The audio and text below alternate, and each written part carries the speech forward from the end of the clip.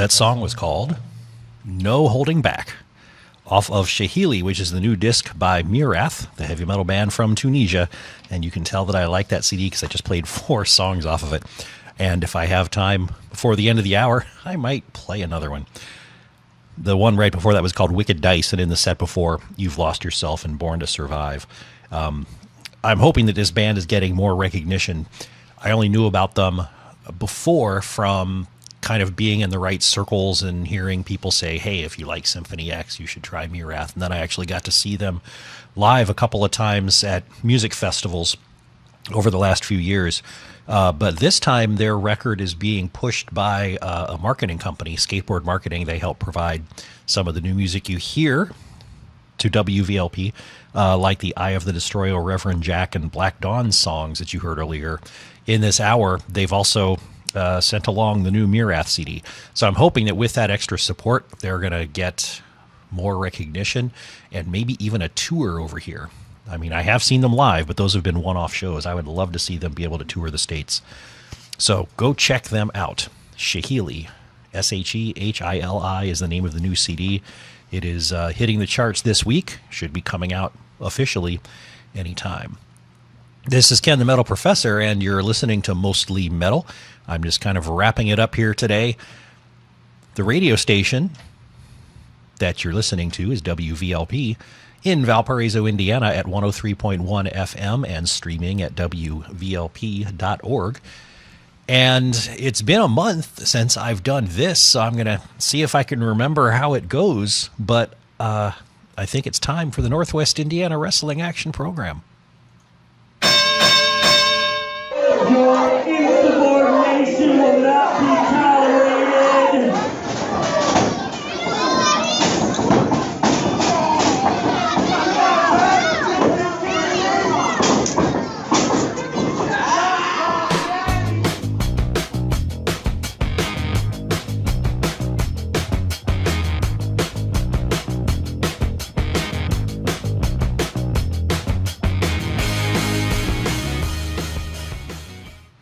Haven't heard that song for a while, at least a month. This is now the Northwest Indiana Wrestling Action Program, and why has it been so long since I've done one of these? Well, I'm a busy man, you know. The last month or so, every weekend, there's always been something going on, either traveling or some other, I don't even know at this point. My brain is so scrambled, but I was not able to get out to several local wrestling shows that I really wanted to see, and so not seeing the shows, I didn't really have a whole lot to talk about. And so I just stuck with music for the last month. When I first started doing the Northwest Indiana Wrestling Action Program, or NWIWRAP for short, NWIWRAP, I started out trying to do about 15 or 20 minutes every other week because I figured that would be enough just to tell people what's been going on in the regional wrestling scene and what's coming up next. Then I started going to more and more shows. I think I have a problem. Some weekends I was seeing 2 different shows. I think a couple of weekends I've hit 3 shows. And so then it grew to be almost weekly. And it would phase in and out, you know, every other week, every week, depending on what was going on. There are high points and low points during the whole year in terms of wrestling activity. In fact, I'll tell you about this in a bit, but it seems like we're kind of going into a lower point, which is backwards because you think in the summer is when everybody would really get up into high gear. And then earlier this year, I was seeing a lot of shows and having people come in and do interviews and had stuff to talk about almost every week. And then kaboom, for like the entire month of April, starting in late March all the way through April, I just wasn't getting out to shows for various reasons. But that changed this weekend. And so I am happy to tell you about some of the things that I saw. And then I'll tell you about some shows that are coming up, including one right here in Valparaiso, Indiana, which is pretty exciting. If you've listened to this show before, you know that there are a handful of regional wrestling promotions that I like to support and go to. You've got ARW Pro in Lake Station. You've got Backbreaker in Griffith. You have Pro Wrestling King all over the place. New Generation Wrestling is the one that I consistently try to go to the farthest away. They run in Crawfordsville most of the time. Acme Championship Wrestling down in DeMott. I shouldn't have started listing them because I know I'm going to forget somebody and make them sad. But one of them is Revolution Championship Wrestling, RCW. They run in the South Bend area, and this weekend they had their 9th anniversary show. And I think one of my first shows I saw of them was their 7th anniversary show. In fact, I remember I brought them a little cake that said Happy 7th on it. I did not do that this time. But they had their 9th anniversary show at the O'Brien Recreation Center in South Bend, Indiana. And the first match was Mitchell Taylor versus Tank. Tank has been a regional mainstay in PWK for a while, and RCW, and Functified FWF out in Warsaw. He's been on the shelf for a little bit. This was his return match for RCW after a long absence, and it was over very quickly as he took care of the King, the Burger King, Mitchell Taylor, with a little bit of offense from Taylor and then a huge slam of the, I don't know, I'm guessing, I don't remember from the announcements, but 400 pounds maybe, Tank onto poor Burger King Mitchell Taylor, and that was it. The second match was a 4-way between Unchained Brandon Day, the Lost Cause Anthony Lee, the Self-Made Man Douglas Stout, and the Polish heartthrob Jared Skalka. Quite an interesting cast of people into that fatal 4-way match. This was a lot of fun. They beat each other up pretty good, threw each other around the ring, pounded on each other. Eventually, Douglas Stout put a strong move onto Jared Skalka, but before he could take advantage, Brandon Day shoved Douglas Stout out of the ring, and he got the pin on Skalka, the Polish heartthrob, and won that fatal 4-way. Melanie Cruz is the women's champion in RCW, and she defended her title against Shauna Reed, who I was, Melanie Cruz, I like her a lot, but Shauna Reed was announced as from Cincinnati, and, I gotta stand up for my hometown folks, so I was sort of hoping she would pull one out, but it really wasn't close. Even with the help of some brass knucks that she kept sneaking out of her knee pads when the ref wasn't looking, Melanie Cruz ended up winning this match eventually. So when I go back to Cincinnati, I like to try to remember to take a look. Hey, is there going to be any wrestling going on? Because I usually go back on the weekends. And there are several people that I'm aware of just by Facebook and by some other shows around here, mostly women actually, that wrestle out of the Cincinnati area. So there's Shauna Reed, there's Heather Owens, and there's Samantha Heights. I've heard of I've seen all three of them at different shows up here, but they're all from the Cincinnati area. Who else? Now I'm trying to remember.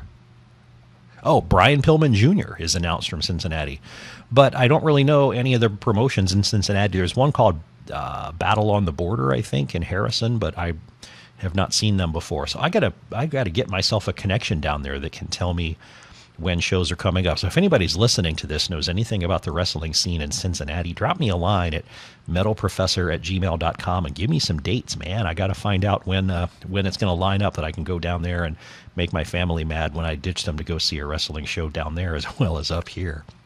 The tag team champions for Revolution Championship Wrestling is a team called Biggie Smalls.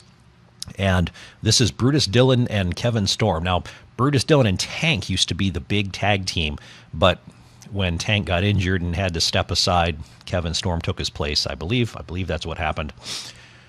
Brutus Dillon is very large. Kevin Storm, not so large. And so that's why they're called Biggie Smalls. It's a kind of a contrast in physical stature there. And they were defending against Shady Chris Zion and Jorge Bravo.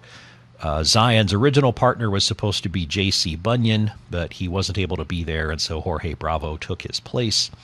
But eventually, the tag team champions were able to retain.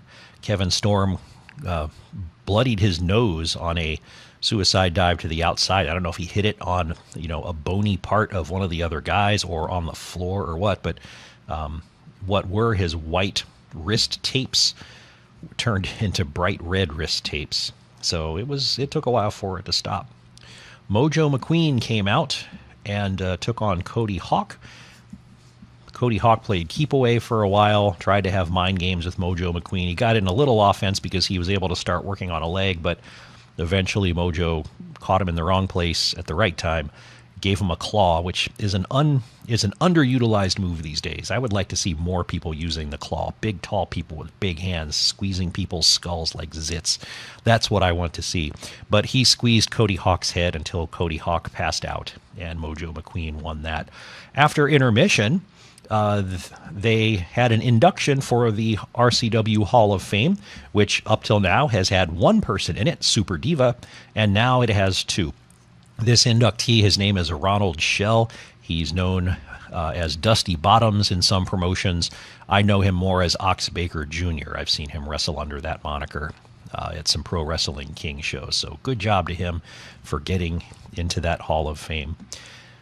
After that, Drew Skills came out, yelled at some kids at ringside like he always does, took on the right hand of God, Sam Knight. Sam Knight lost, so in terms of being the right hand of God, I'm not quite sure if he's, in favor at the moment, because if you're the right hand of God and you lose, I don't know what that says about your position in the cosmic universe. But anyway, that's how it went. Noah Walker defended his Intercontinental Championship against Stills. Used to be known as Caleb Stills, and now he's just Stills. This went on back and forth for quite a while, but Walker ended up putting Stills away with a big discus punch, when you hold a fist and then swing yourself around 360 degrees and clobber the guy when you come around full circle. And then the main event was the RCW Heavyweight Champion Russell Jones defending his title against Moose. Moose from Impact Wrestling was in town, and he was signing autographs and selling shirts and then beating up Russell Jones. But Russell Jones ended up winning. Now, it did require shenanigans. Jones was about to kick Moose in the face. Moose got out of the way, and the ref ended up taking the kick and going down. So while the ref was down, Moose tried to pin Russell Jones. Of course, the ref couldn't count it. You know how this goes. The ref couldn't count the pin. So Russell Jones went over, grabbed his title belt, smacked Moose in the head. Now Moose is down. Russell Jones shakes the ref, gets him to recover so he can crawl over dramatically and count the 3 count. And so Russell Jones retained his title. Now, RCW General Manager John Blackwell was not pleased about Russell Jones's actions, and so he said that at the next event he will be taking on Hernandez as his punishment for this. The next RCW show is going to be Friday, May 17th at the Battelle Center in Mishawaka, Indiana. So that was my fun on Friday night, driving out to South Bend in rain and then having an inch of snow on my car once I came out at the end of the show, and then driving back in a snowstorm with the roads covered in slush. That was just great. A lot of fun. So what did I do today? Well, I did a lot. The first thing I did was went to a wrestling show, and then I went to an event on campus, and then I came here to do this show. So I will have not, it's been like, it'll have been 8, about 9 hours since I've been home, and have had 3 big activities. But today's was an important one. There was a special fundraiser show this afternoon down at the DeMott Boxing Club. This was a benefit show for Austin Wright, a.k.a. Austin Fury, and his family. He and his wife lost a baby that they just had after about a day. So it was, I don't know if it was expected or very sudden, but whatever it was, there were unexpected funeral costs associated with this, sadly. And so a lot of people came together and put on this benefit show to help raise money for that cause. And so this was a combination. It was at DeMott Boxing Club, which is the home base of Acme Championship Wrestling. But this wasn't an Acme Championship Wrestling show. It was actually a sort of a dual setup from Acme and Backbreaker Wrestling from up in Griffith. So pretty much everybody that was on the show are the people that kind of bounce back and forth, either in one of those or both, as well as a lot of people that show up down at New Generation Wrestling too. But say, for example, Lynn Spinks, who was the ring announcer for Backbreaker, she was the ring announcer for this So it was nice to see them coming together and helping put this on. It was short. In fact, I really liked it. The show the night before at RCW, it was long. It was over 3 hours, which is good, I guess. But after you sit on those bleachers for a while, 3 hours is kind of stretching it out. I like my movies to be, if it's a horror movie, I like it to be about an hour and a half, an hour and 45 minutes. A good wrestling show, I would like to see starting to come to the close at the 2 hour 15, 2 hour 30 tops.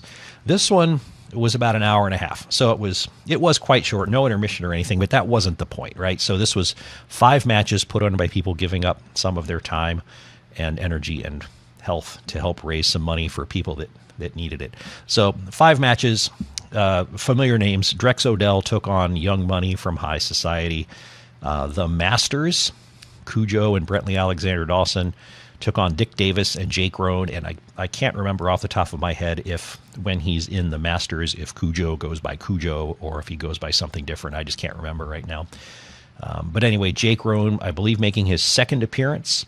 He made his debut wrestling appearance at the last Backbreaker Wrestling show that I wasn't able to attend. Teaming up with Dick Davis against the Masters. And I'm not even saying who won these because it doesn't matter. It was an exhibition show. Jared Kripke took on Excalibur. Excalibur is going to be hopefully one of my next guests that I can get in here in a week or two to talk about his activity since he's all over the place. Billy the Kid took on Thomas Keith. And then the main event was Austin Fury himself taking on his good friend Rick Raid. And these guys went at it pretty good. They know each other very, very well, and it was fun to watch them do that. And then at the end of the show, all the wrestlers came out from the back and gave a really big show of support for Austin Fury. The place was packed, standing room only. That was good to see. It was never announced how much money was made, but I think they were asking a $10 donation at the door, so they must have raised at least $1,000 for this. If you're interested in helping with this cause, there is a GoFundMe. If you go to GoFundMe and search for Baby Primilia, baby-Primilia, you can get information. Or go to metalprofessor.com, click on the article Outside the Ropes, special fundraiser show at DeMott Boxing Club. Scroll to the bottom, and the link is there. I try to, when I go to wrestling shows nowadays, I either bring all the recording gear and then give you guys a delayed audio recap of the show where you get to listen to the sounds and some description of what's going on, or I write up something on metalprofessor.com and include some pictures, and that's what I've done here. So what's coming up next? Well, in some cases, I don't know. It's getting a little dim here. There's some good news, and then there's some absent news. So first of all, ARW Pro, they had their last show is April 13th. Obviously, that was one that I wasn't able to make it to. They usually run like clockwork, second Saturday of every month at American Legion Post 100 in Lake Station, unless they announce a special location. I'm assuming they're going to have a show on Saturday, May 11th, but I've not seen anything specific mentioned. But they are fairly regular, and so I would be surprised if they don't have a show. Backbreaker Wrestling just had a show called Legacy. I believe it was April 20th. I didn't go. I wasn't able to go. Actually, several of these shows were Easter weekend, which was kind of, I don't know if that normally happens. I don't remember, but I was traveling during Easter, so I missed like 3 different shows that I otherwise would have gone to. So with that show just recently in the can, I haven't seen an announcement of the next date for Backbreaker.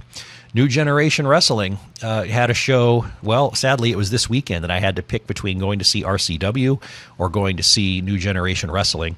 And RCW is like an hour and 15 minutes, an hour and a half shorter drive time. Plus, it's been a longer time since I'd seen an RCW show. And given how the weather turned, I was really glad I wasn't driving back and forth from Crawfordsville on Saturday night. But I haven't seen a date for the next NGW show mentioned either. So there's 3 big unknowns in the local wrestling calendar. And hopefully I can get that filled in. Again, go to metalprofessor.com, search in NWIWRAP. There's a tab for shows in 2019, and you can see what's coming up. Here's what I do know. Friday, May 17th, RCW will be having a show at the Battelle Center in Mishawaka with Hernandez, and Madman Sawyer Fulton as special guests. Also on Friday, May 17th. So choice coming. Wicked Pro Wrestling will be running their second show. Their first one was here at Zow Island, if you remember that, last month. But their next show is going to be at Bourbon Park Pavilion in Bourbon, Indiana. It's about 45, 50 minutes away. You got to take the venues where you can get them. But on June 30th, Wicked Pro Wrestling is coming back to Valpo at Inman's, and that's going to be spectacular. I'm really looking forward to that. So again, 2 conflicting shows Friday, May 17th. What are you going to do? Flip a coin. Saturday, May 18th, Functified Wrestling at Center Lake Pavilion in Warsaw, Indiana. If you go find FWF or Functified Wrestling on Facebook, they have their show calendar drawn out for the rest of the year. And Warsaw is a bit of a haul from here, but hey, I drive to Crawfordsville for New Generation, so why can't I drive to Warsaw? And in fact, in late June, I'm driving one of my kids to Camp Crosley for a week, and I'm hoping that that one of the FWF shows is either the weekend before or after that, so I could combine a visit to a wrestling show with my trip to take the kid to camp or pick her up to bring home. But anyway, that weekend of May 17th and 18th, you could make it to 2 shows. Friday the 17th, you got to pick one. Saturday, you can drive out to Warsaw and go see Functified Wrestling. It'll be good weather by then, I promise. And then I don't know anything until June 15th. And this is kind of weird.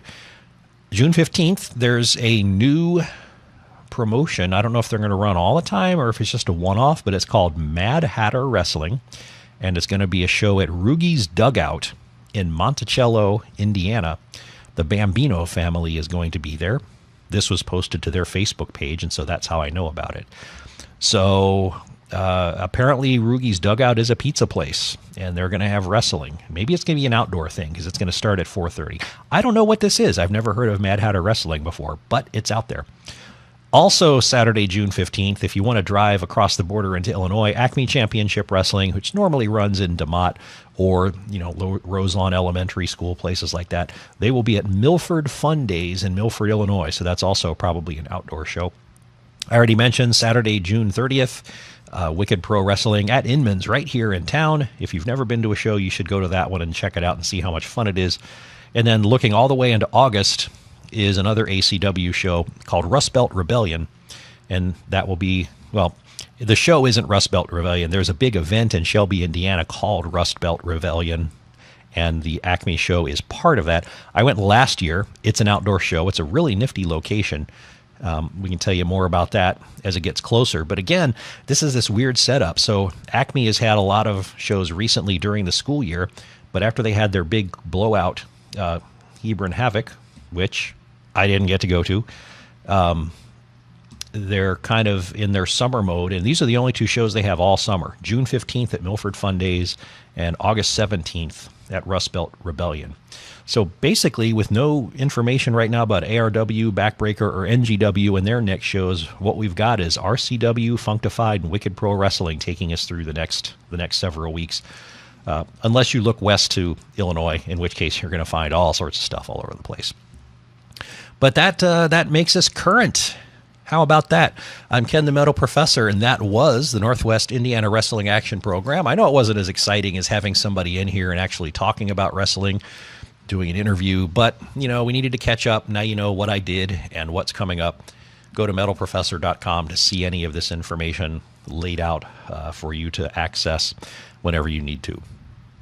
And what do you know? I do have 6 minutes for the top of the hour, so I am going to play another Mirath song. We're going to switch back over to heavy metal to fill in the last few minutes. This is the title track off of Shahili. It's the 12th of 12 tracks. This will be the 5th Mirath track I've played today. Too bad. I love this CD.